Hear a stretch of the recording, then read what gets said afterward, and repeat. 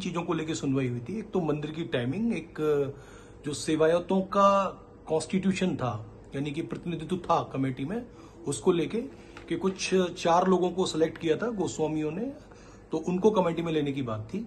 तो supreme court ने आज एक इंटरिम ऑर्डर का जो नेचर है वो इंटरिम है, वो फाइनल नहीं है। और उन्होंने ये लाइन कहा भी था कि order is interim in nature and shall not be taken as final adjudication of any perpetual issue. तो यहां पर उन्होंने बात कही थी कि अगर 3 गोस्वामी और आना चाहते हैं तो कुल मिला के गोस्वामी की संख्या 7 हो जाएगी उस कमेटी में।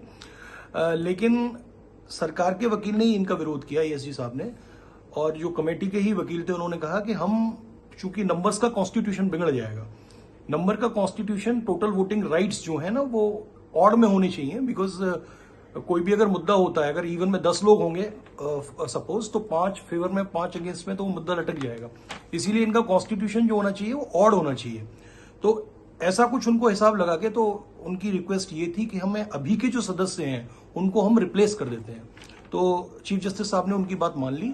उन्होंने कहा कि अब नए 3 नाम, रजत गोस्वामी, शैलेंद्र गोस्वामी और गोपेश गोस्वामी, और शैलेंद्र गोस्वामी जी पहले से इंक्लूडेड थे, तो ये अब 4 सदस्य इस कमेटी में रहेंगे और ये लोग असिस्ट करेंगे। हालांकि चीफ जस्टिस साहब का मानना यह था कि अगर ये 7 लोग भी हों, 27 हों, उससे कोई मतलब नहीं है, लेकिन ये अच्छे बेहतर व्यवस्थाएं मंदिर की चले, उसके लिए कमेटी को सजेस्ट करें।